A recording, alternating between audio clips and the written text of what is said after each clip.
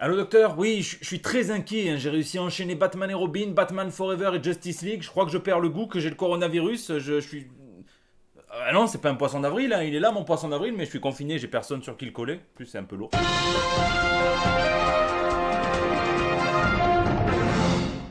Ah oui, il a raccroché. Voilà, je voudrais pas m'avancer, mais j'ai l'impression qu'ils sont un petit peu tendus en ce moment, les médecins, hein. Bon. Ici, votre fidèle commis des comics. Vous êtes dans l'émission qui fait le tour de l'actu de l'industrie du comic book et de ses dérivés. C'est le 238e JT Comics. C'est dans une ville vide, mais néanmoins qui le craint. On a vu Rorschach tenir un journal de confinement, hein, mais je vous promets, il faisait ça avant que ça soit à la mode chez les bobos. Une seule entrée cependant, hein, je cite, un Corona. C'est pas moi qui suis confiné avec toi, c'est toi qui es confiné avec moi, hein. Bon, après, signe d'inquiétude ou non, il a quand même mis un masque, mais ça aussi, j'ai comme l'impression qu'il aimait bien le faire avant, hein. Bon allez les amis, trêve de blabla, on passe tout de suite aux news de la semaine. PEL. Avec tout l'argent que vous économisez sur les sorties en ce moment, j'ai le plan parfait pour vous, bande de nouveaux riches, hein. Qu'est-ce que vous diriez de posséder la quasi-intégralité des comics sortis par DC entre 1934 et 2014, donc des séries complètes, notamment Action Comics, Detective Comics, Batman ou encore Superman. Il y a plus de 40 000 comics, un véritable pan de la culture populaire américaine. C'est la collection de Ian Levine, que les amateurs de musique électronique reconnaîtront peut-être puisque c'est un DJ qui a popularisé notamment le style de la High Energy. Moi je suis plus couleur qu'au Grandmaster Flash, mais bon, a priori le synthé sur des vieux tubes disco, ça fonctionne plutôt pas mal puisqu'il s'est reconstitué toute cette collection au fil des années et qu'il s'en sépare, malheureusement ou heureusement, je sais pas, chez l'occasion donc d'une vente privée chez la maison prestigieuse Sotheby. Donc ce n'est pas une vente aux enchères, c'est plus confidentiel et les prix sont fixés d'avance. Et si vous voulez vraiment qu'on parle d'argent entre nous, allons-y, entre la première apparition de Batman dans le Detective Comics numéro 27, la première apparition de Superman, de quasiment tout le panthéon des héros modernes de DC, il va falloir prévoir plusieurs millions d'euros. Voilà, moi en tout cas j'hésite presque à ouvrir un Utip pour le coup.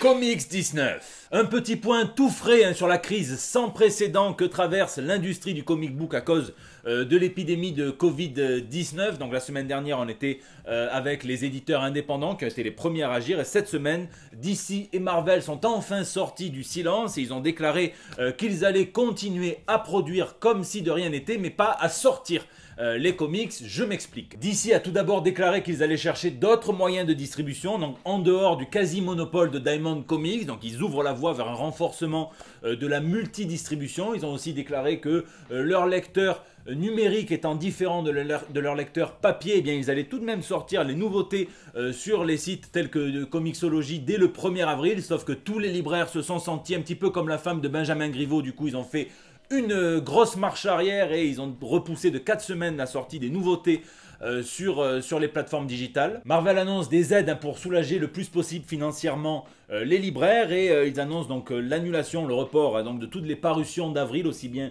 en physique qu'en digital, et surtout ils annoncent qu'ils ont un plan de grande échelle pour lutter contre la pandémie. Et je vous rappelle quand même qu'ils disaient aussi qu'ils avaient un plan pour sauver Tante May après la guerre civile, celle de 2008, pas celle de 1860, même si elle était née déjà. Donc il va bien falloir surveiller avec qui ils signent un pacte. En attendant, les artistes, quant à eux, continuent de se mobiliser. La semaine dernière, je vous parlais de Laurent Lefebvre, et cette semaine, c'est Jim Lee et Rob Liefeld qui font un très beau geste puisqu'ils vont proposer à partir d'aujourd'hui et pendant 60 jours de faire un dessin original par jour et qui vont ensuite vendre aux enchères, et 100% des bénéfices iront au comic shop via des modalités qui leur sont propres. Et à Mike Mignola qui va faire pareil avec 2 dessins de Hellboy, de Mimol.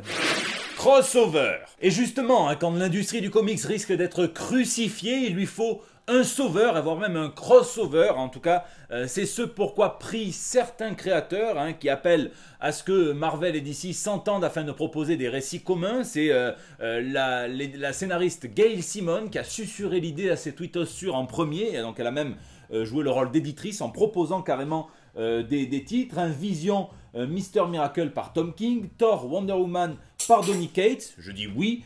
Superman, Spider-Man par Brian Michael Bendis. Beaucoup d'artistes ont répondu, ils se sont fait leur propre kiff. Donny Cates a lâché un petit Venom Batman, Thor, Superman, Silver Surfer, Green Lantern.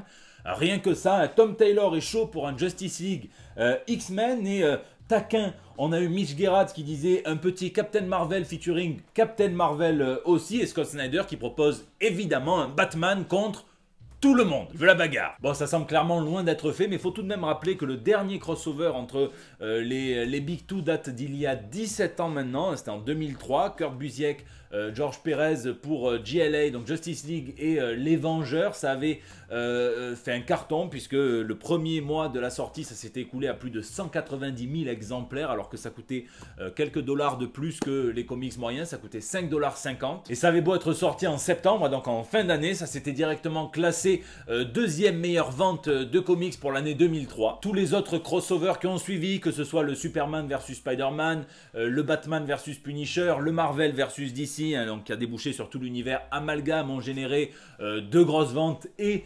l'excitation de la Comics Fair, et qui s'enflamme d'ailleurs encore à chaque fois que Marvel ou DC, surtout Marvel, hein, flirte avec les limites du copyright, hein, pour faire des crossovers déguisés, un petit peu comme dans The Worthy numéro 1, hein, notamment écrit par Simonson. Et on y a vu que par exemple Wonder Woman et Superman étaient dignes de Mjolnir. On verra si l'appel de Gail Simone est entendu, hein, par les dirigeants de DC et de Marvel. Et en attendant, hein, je vous laisse me dire quel personnage vous voudriez voir s'affronter ou collaborer. Il n'y a pas que l'affrontement dans la vie, dans les commentaires.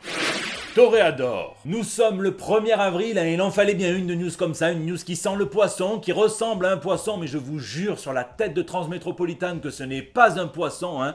L'acteur David Harbour, en ce moment, il y va de ses petits lives de quarantaine sur Instagram, et apparemment le confinement ça lui fait mal, hein. Il aurait mieux fait de boire du rhum avec des squelettes, puisqu'il a déclaré que l'échec du film Hellboy, dans lequel il incarne le personnage principal, était acté avant même le début du tournage, car, je cite, hein, les gens ne voulaient pas que nous fassions ce film. Guillermo del Toro et Ron Perlman ont créé cette chose iconique que nous pensions pouvoir réinventer, et sur internet il y a eu beaucoup de bruit.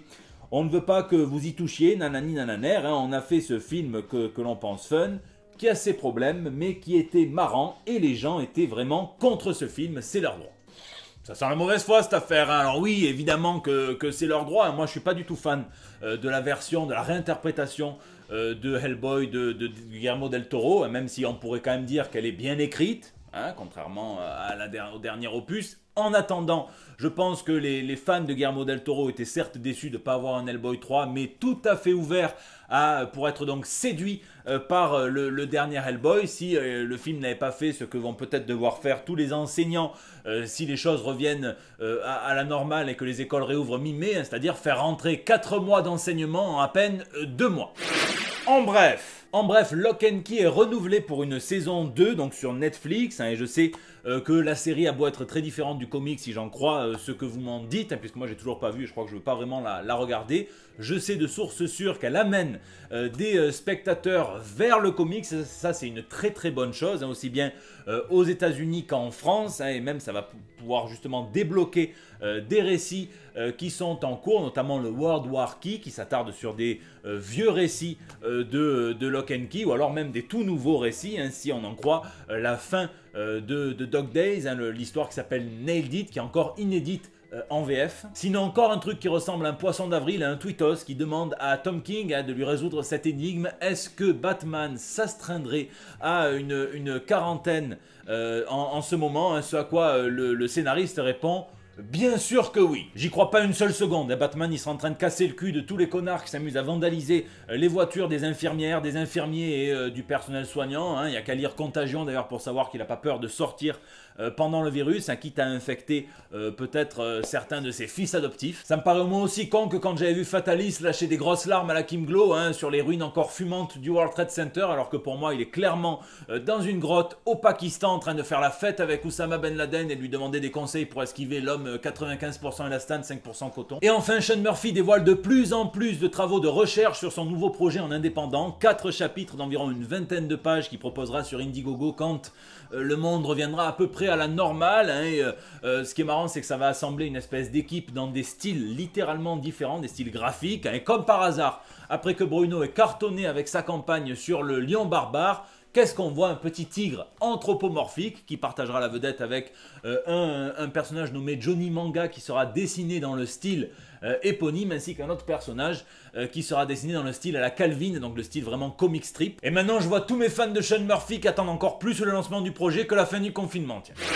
Lisez, lisez et lisez, mais juste avant, hein, ça fait des semaines que j'oublie de vous le dire, j'ai été invité à faire 3 phrases de voix off sur l'émission de l'astronographie consacrée à Sin City, donc elle est très bien, donc je vous la mets en fin là sur la vidéo. Je vous mets également mon invitation dans le Comics Corner qui m'a proposé un truc à la Combini, il fallait faire des choix, ce que je ne sais absolument pas faire, donc souvent j'ai digressé, j'ai pris le plan C, j'ai quand même réussi à relier Batman et Moundir, donc pour voir cette espèce de grand écart encore plus impressionnant que Stallone. Je vous mets aussi le lien soit dans la description, soit en fin de vidéo là sur l'écran. Sinon pour ce qui est purement lecture, hein, j'ai poncé les 3 intégrales de Scott Pilgrim de Brian Lee O'Malley, hein, donc je me suis laissé réemporter. J'avais lu à l'époque les premiers chapitres en VO qui m'avaient pas plus embarqué que ça, mais alors là je me suis complètement régalé, je me suis laissé prendre dans cette histoire donc d'un jeune homme qui, pour sortir avec la femme qui l'obsède, va devoir donc terrasser tous ses ex maléfiques. Le graphisme me plaît beaucoup, hein, je pense qu'on peut clairement compter Brian Lee O'Malley parmi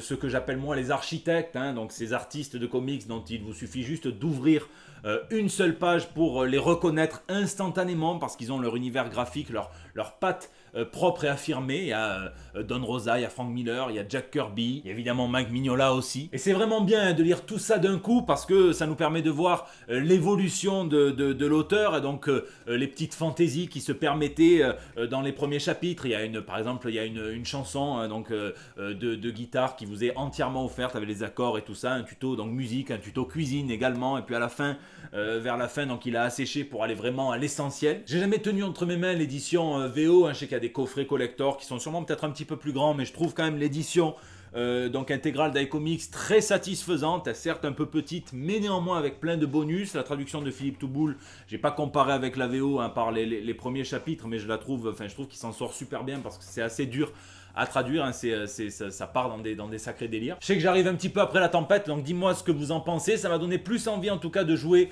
aux jeux vidéo que de voir le film, donc je vous laisse me donner vos conseils dans les commentaires. C'est la fin de ce JT, hein, je vous remercie à vous tous de l'avoir suivi, merci à ceux qui mettent des pouces bleus, à ceux qui arrivent, qui s'abonnent, qui partagent, qui tweetent, qui retweetent, qui Facebook, qui Instagram, qui viennent sur le Discord. N'oubliez pas, si vous voulez continuer de m'aider, donc d'aller voter donc, pour le BGF Awards. Sinon n'hésitez pas évidemment à réagir dans les commentaires sur YouTube, hein, où je réponds à chacun d'entre vous, sur tous les réseaux sociaux susmentionnés, hein, où je prends par exemple vos petits messages pour El Bando del Pueblo, ça c'est tous les mardis. Encore une fois je le redis, hein, mais on vit quand même une époque assez spéciale, donc si vous êtes confiné, que vous êtes seul ou pas d'ailleurs, hein, que vous vous sentez peut-être un petit peu down, un petit peu en bad comme on dit, un petit peu déprimé, n'hésitez pas à venir sur le Discord ou sur les réseaux sociaux, tous les messages sont ouverts, vous venez, on papote un peu, on discute comics ou complètement autre chose, mais voilà, restez pas seul. Sinon je vous fais plein de bisous et je vous donne évidemment rendez-vous la semaine prochaine, encore confiné, hein, pour des nouvelles toutes fraîches. Oh putain, il y a Alan Moore qui a été testé positif. Ah non, pas au coronavirus, rien à voir, non, au LSD, aux champignons hallucinogènes, à de la bonne ganja et surtout au génie créatif. Hein, et ça d'ailleurs c'est la seule chose qui ne s'achète pas.